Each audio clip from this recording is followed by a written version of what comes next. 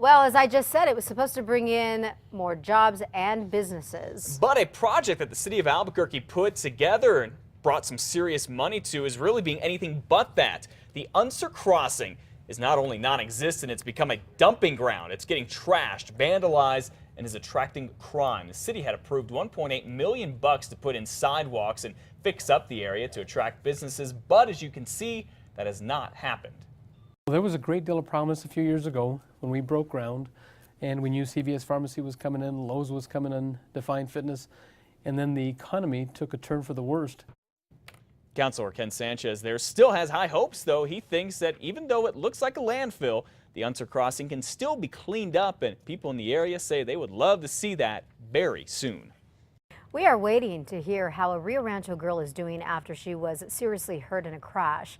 The 10-year-old was inside this van. It was hit by an RV yesterday at Unser and Northern. Video from viewer Vicente Signs here shows a helicopter airlifting the girl from the scene.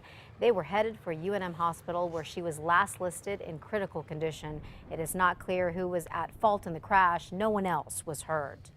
There is also no word yet on how a woman is doing after her pickup smashed into a building in Albuquerque. Check it out. It's believed the driver had a seizure when she drove into this food distribution center on University near Sunport Boulevard.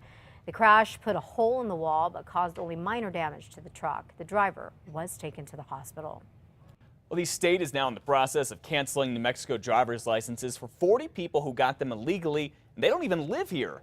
Investigators say they caught one of these men, Jose Flores Bonilla, in Farmington, illegally trying to get a license, and they say that Ivan Jose Gonzalez drove him there and is tied to a much bigger group that's gotten licenses for 40 people who have come to the U.S. illegally from a number of different countries. ICE, Immigration and Customs Enforcement, has both Bonilla and Gonzalez in custody right now.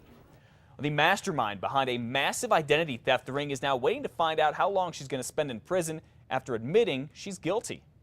Ms. Ice, how do you plead then to the 54 charges which I read out to you earlier? Guilty.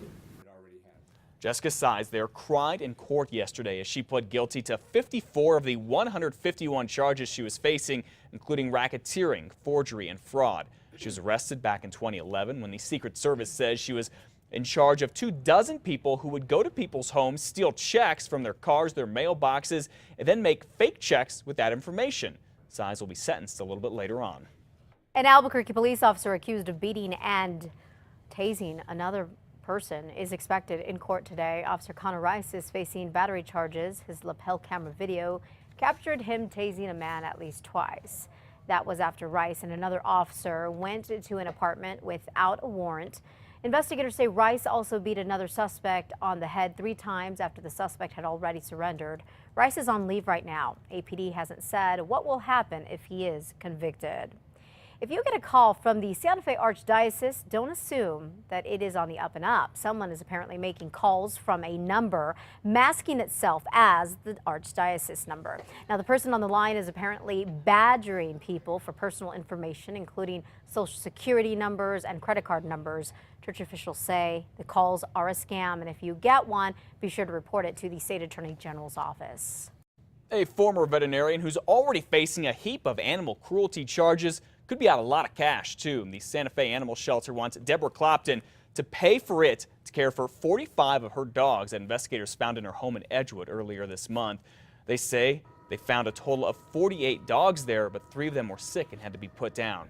The animal shelter says it's already spent more than $7,000 to care for the dogs just in the last 8 days. 48 dogs coming in our door under any circumstance would be a lot, but 48 dogs that we have to hold longer than the average time, which is generally between 5 and 7 days, is a huge stressor. Deborah Clopton now faces 48 counts of animal cruelty. She could spend up to a year in jail for each of those counts. Plus, she's facing charges accused of having drugs used to euthanize animals and for having too many dogs at her home in Rio Rancho.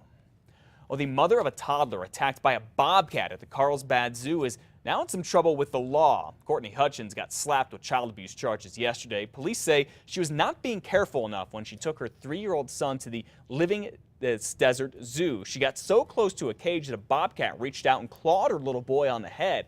Now, a witness says that The boy and Hutchins crossed the safety barrier at the exhibit. Thankfully, he is okay.